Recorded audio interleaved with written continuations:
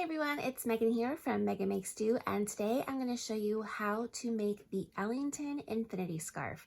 This scarf was made in collaboration with Lion Brand Yarn to showcase their brand new yarn called Local Grown, which is a 100% wool yarn made and produced right here in the US. So for the Ellington Infinity, you are going to need 3 skeins of 3 different colors of the brand new Local Grown 100% wool yarn or a similar worsted weight yarn. You'll also need a size J, which is a 6mm crochet hook, a pair of scissors, and a tapestry needle. Make sure to check your gauge against the written pattern instructions, which can be found in a link in the description below before you get started. So for this tutorial, since I have just a little bit of yarn left in these colors, I'm just going to be showing you the main section of the scarf. So it's constructed a little bit differently than a normal scarf would be. We're going to start with this purple square here, the beetroot color. And then we're going to make the strip going up until we hit about here, because it's going to be these 3 blocks are going to be repeated for this strip. And then once we get the first strip done, we're going to be making the second strip and attaching with a slip stitch as we go. Same for the 3rd strip here. So we're making the scarf in strips, attaching as we go with slip stitching, and then we seam it together at the very end. So I do recommend following along with the written instructions, which you can find as a PDF in my shop or for free over on the Meghan Makes Do blog. Okay, so we're gonna start with section 1, and we're using color A, which for me is beetroot. And we're just gonna put a slip knot on our hook, and then we're gonna chain 13. So 1, 2, 3, 4, 5, 6, 7, 8, 9, 10, 11, 12, 13. And we're going to be using what's called I've heard it called the linen stitch, the moss stitch, and the granite stitch. So whatever you call it, this is the stitch, and it's going to be the same repeats over and over. So we skip the first chain, and working into the second chain from the hook, we're going to single crochet, chain 1, skip 1, single crochet, chain 1, skip 1, single crochet, and we're going to repeat that all the way across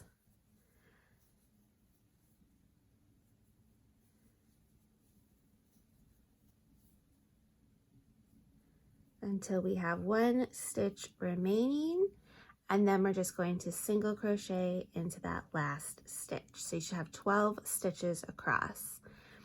Then we're going to chain 1 and turn and repeat that same row. So single crochet in the first stitch, chain 1, skip 1, and then we're going to single crochet into the chain 1 space. Chain 1, skip 1, single crochet into the chain 1 space, chain 1, skip 1, single crochet into the chain 1 space, all the way across until we have 1 stitch left. And then we just single crochet into that last stitch, chain 1 and turn, and we'll repeat row 2. So single crochet in the first stitch, chain 1, skip 1, single crochet into the chain 1 space. So if you're familiar with this stitch, you know kind of how it goes. We're always going to be single crocheting into those chain 1 spaces, but then ending with a single crochet as well. And we're just going to keep repeating row 2 for a total, we want to have a total of 10 rows in this color A. So I'm going to go ahead and keep repeating, and if you're following along with the written pattern and with the video, you can go ahead and repeat until you have 10 rows of color A. Okay, so I'm on row 10 with color A, and I'm on to the last stitch, and this is where we're going to switch colors. So I'm going to insert my hook, yarn over, pull up a loop like I would for regular single crochet, but instead of finishing off with color A, I'm going to go ahead and switch to color B, which for me is the barn color. Now I can chain 1 and turn. And we're going to again repeat row 2. So same as before, we're going to do 2 rows of the row 2 repeat with color B. And again, you can find like a little chart in the written pattern that kind of shows you where all the color changes go. So we're just repeating row 2 over and over for this first section. And when we get to these color changes, you're always going to do at least 2 rows in each color, which means that when you get to the end of this row, like I will be in just a second, you can carry up color A up the side if you'd like. It kind of is a personal preference. So here I want to switch colors and go back to color A for the next 2 rows. So you can do it one of 2 ways. You can leave color A attached here and just bring it up and change color like that, which is what I did. You will have like little strands here on this edge for each section. Or you could fasten off color A and then restart, and you'll have another tail here to weave in. So it's totally up to you. There's plenty of yarn if you want to have extra tails. It just means a little bit of extra weaving in at the end. But especially for sections 1 and 2, this is the side that we're going to be attaching the other sections to. So you kind of won't really see these little strands here from carrying up. It's just on the very last section that you may want to cut off and fasten off and have an extra end in there. And as you go and get comfortable with the pattern, you'll kind of understand more what I mean. So I'm going to go ahead and repeat row 2 more times using color A.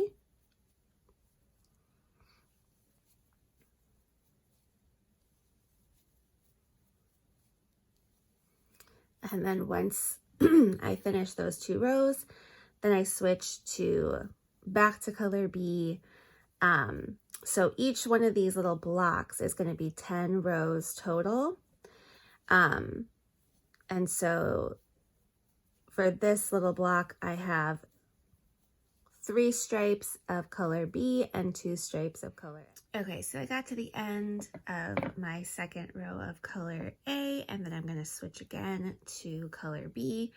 And I'll put a little picture up here of the chart that's included, so you can kind of see how the color changes work. But we're basically just repeating row 2 over and over, just for this first section.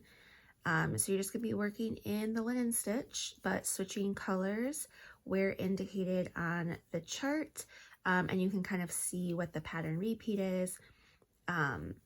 So just follow along and make sure that you're, looking at the written pattern and following the graph as well, so you know where your color changes are. So I'm just going to continue on working this little pattern repeat for section 1, and you'll see that you're basically making 3 little squares of this plaid pattern. So there'll be a solid one and then 2 striped ones, and you're going to repeat that for a total of 6 times. And then when you're done, I do suggest that you weave in the ends on this side. It's going to save you the hassle of having all these ends to deal with, since this is the right side of our work, and we're going to be attaching our second section once we get started along this edge here. So go ahead and finish up your first section, and I'll join you back here and show you how to attach section 2. Okay, so I finished up a little sample of section 1. So here are the 3 blocks that we'll be repeating over and over. And then I wove in the ends to the wrong side of my work. So I left a little tail here. I like to leave it on there until I'm all done, just so I know where my right side is and my wrong side is. So you'll want your piece to be facing right side up like this. So your little beginning tail should be on the left-hand side. And we're going to be attaching our section 2 along this edge here. Okay, so we're starting section 2 about the same way that we start section 1. So with color A, we're going to chain 13.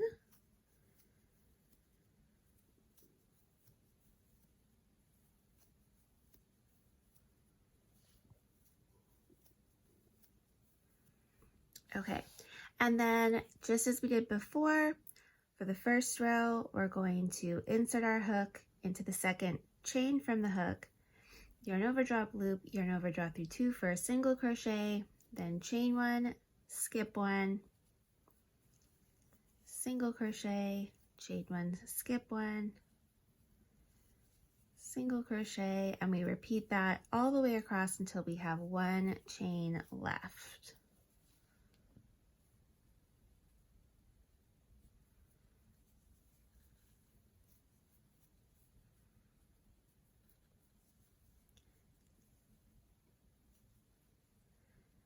Okay, so in this last chain, we're going to single crochet as well.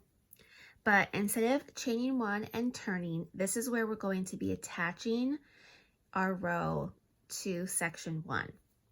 So we want to kind of lay them out so that they line up here so that you can see row 1, and then here's the second row here. So we want to insert our hook right here on the edge of row 2, the second row of section 1. So I'm going to insert my hook from front to back, and then I'm just going to slip stitch it so that it's attached. Okay, so it'll look kind of like this. So we're just going to slip stitch into the edge of the second row of section 1. Okay, and then we're going to turn, and that slip stitch will act as our chain 1. So we don't need to change anything here. We can just go ahead and start a row 2 repeat. So I'm going to single crochet into the first stitch, chain 1, skip 1, single crochet into the chain 1 space, chain 1, skip 1, single crochet into the chain 1 space. I'm repeating that all the way across just as I did for section 1, but we're working section 2 in rows just as we did section 1, but we're going to be joining to section 1 as we go. So I've reached the end, and you'll notice on the graph we need to switch to color B here. So I'm going to grab a little piece of color B, and I'm switching colors, chain 1, and then we're going to turn. And here you can kind of see this is the right side of our work. So we're kind of just working back and forth in rows for section 2, joining with a slip stitch onto section 1 as we go. So again, we're repeating row 2.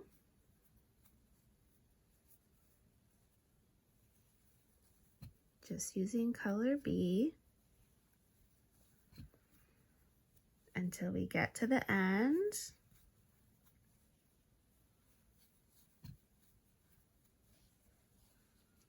Okay, so here's the single crochet into the chain 1 space. Oops, don't need a chain 1 there.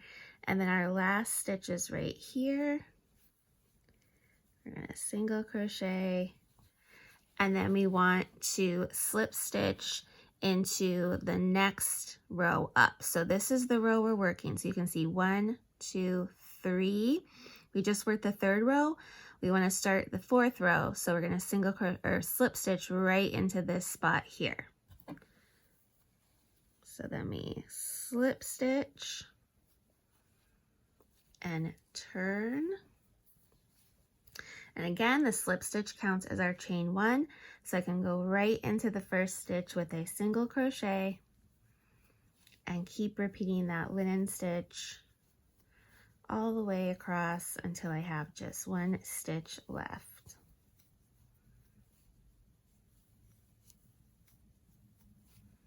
I know it's gonna look kind of messy here with all my ends everywhere, but trust the process. It'll make sense as you're working it up yourself. Okay, so on this last yarn over, I'm gonna switch back to color A, chain 1 and turn. Again, you'll see we've done 2 more rows, attaching as we go. Now there might be a little space here. Well, not might be, there will be a little space here. That's another reason why I leave my ends.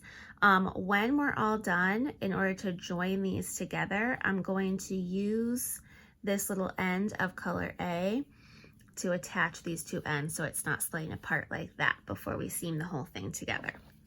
So just keep note, it's going to be a little bit kind of leaning up there for a tiny bit until you get farther along, but we'll use our tail to kind of close that up. Okay, so let me show you one more time. We start our next row with color A, and we work this whole entire row just as we normally would until we get to that last stitch, and then we work a single crochet, and then we're going to slip stitch again. So there's my last single crochet in the chain 1 space, and then here's my last stitch. It can be a little tricky to get in there, but I've worked my last stitch. Okay, and then I kind of lay it out. This was, let's see, I might have to count. 1, 2, 3, 4, 5. This is row 5, so 6 is right here. So I'm going to go into the edge right here. So slip stitch so that it's joined, turn my work, the slip stitch counts as my chain 1. So we can go ahead and start our row 2 repeat again.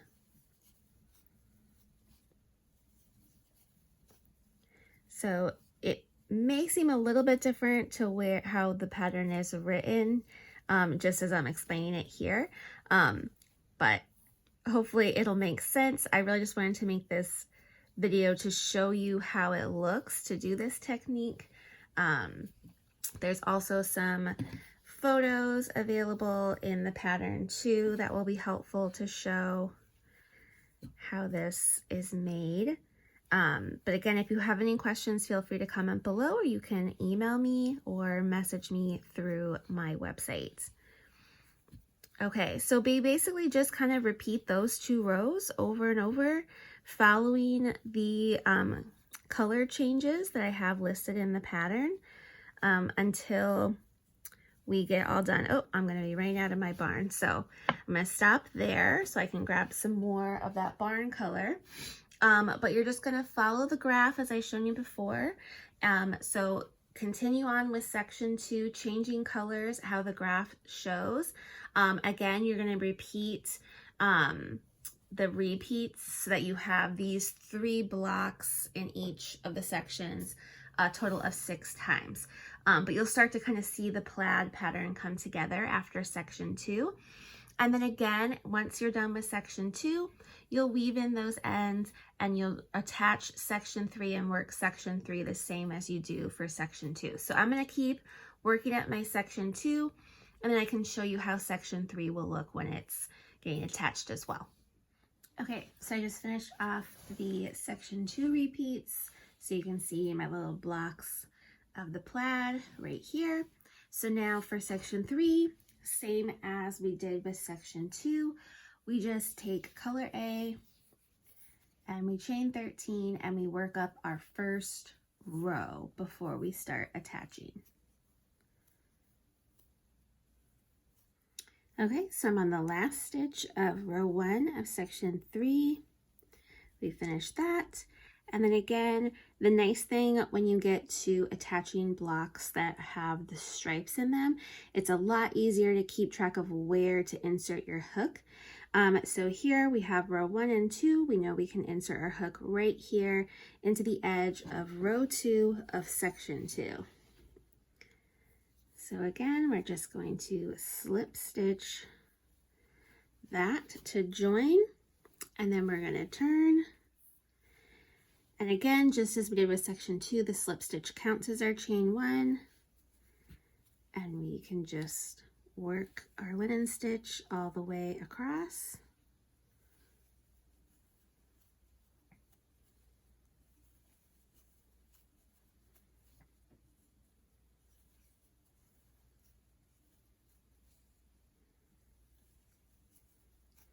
And when we get to the last single crochet of the row, we can switch our yarn to color C, which for me is the cherry blossom, like the little pink color.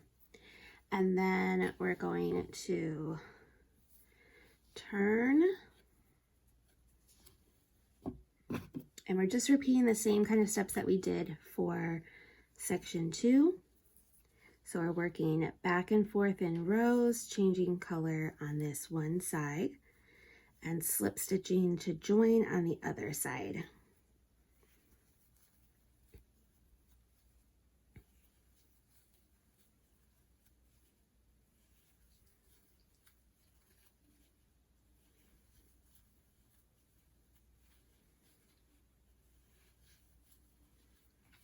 Okay, so we finish up our last single crochet, and here again with the stripes, it makes it easy. I can clearly see that the 2 rows of color B mean I'm going to slip stitch into the top of that second row of the color B. Oops. And then turn again and work across this row before switching to color A again.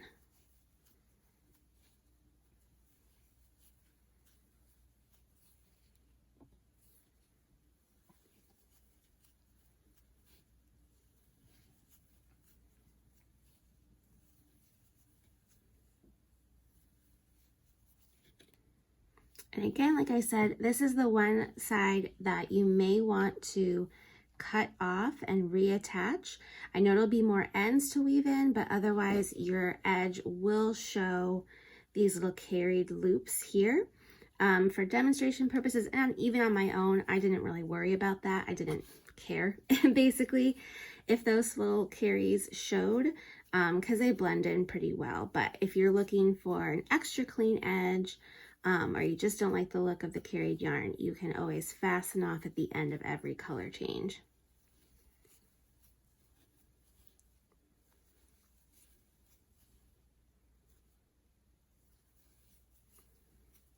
So again, nice and easy. I know exactly where to slip stitch together, and we'll just continue that following the graph and the chart in the pattern and going all the way up for section 3, and then we can weave in all remaining ends, and down here we can take our tapestry needle and kind of sew up these joins here before we seam the whole thing together.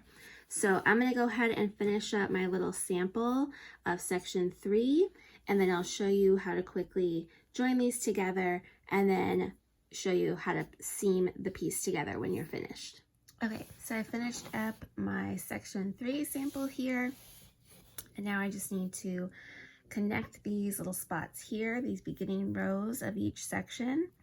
So I'm going to use the tails to do that, and you can just kind of attach them like that and then weave in your ends. So very simple, they come together perfectly, especially since we've got our slip stitches lined up exactly where we need them to be. So once you have both of your little beginning sections attached to each other, you can finish weaving in any ends if you need to. Okay, so once you have your beginning stitches kind of seamed together here and sewn together, you can do one of two things. You can seam the short ends together now, or you can block first. I chose to block mine first because I wanted to kind of get mine to stretch out a little bit. Because you'll notice that when you first have it before blocking, it's a little bit tight and a little bit stiff. That will loosen up a lot once you block it. And for blocking, I do recommend wet blocking this. So you'd want to get a gentle cleanser like soak which I can put a link to in the description. And you're just going to soak it in tepid water with a little bit of the soak detergent for about like 20 minutes to half an hour. And then you're just going to gently wring it out, rolled up in a towel to get any excess water out, and then just lay it flat to dry. Then you'll see kind of like it'll stretch out the stitches a little bit more. As you can see in my finished one here, the stitches are a little bit looser. There's a little bit more drape and flexibility to the fabric than when you first stitch it up. And when you're done with that, you're basically just going to take either color A or color C, and you're going to bring the short ends together and just seam it across here, making one long loop. And you can use whichever preferred method of seaming you like. I used the mattress stitch, and it's somewhat invisible. Here you can see where my seam is in my finished piece. This is my seam right here. You can kind of see I used color C to seam mine, but it'll look almost invisible in there. You won't really be able to tell. Just try to keep your seam somewhat loose. Mine got a little bit tight here, so it's not as stretchy where the seam is, but it'll kind of blend in, especially when you are wearing your finished Ellington. So I hope that you found this tutorial helpful. Again, you can find all of the written instructions plus the graph over on the blog for free, or if you prefer something that you can print out or have on your computer, you can go ahead and find the PDF pattern in my shop. The kit from Lion Brand is also available, where you can pick out whatever 3 colors of the new local grown yarn you would like to make your Ellington, and that includes a digital copy of the pattern. So links to everything are in the description below. Again, if you have any questions, feel free to leave a comment, or you can message me through my website. If you enjoyed this tutorial, I hope that you'll give it a like and make sure to subscribe so you don't miss a thing.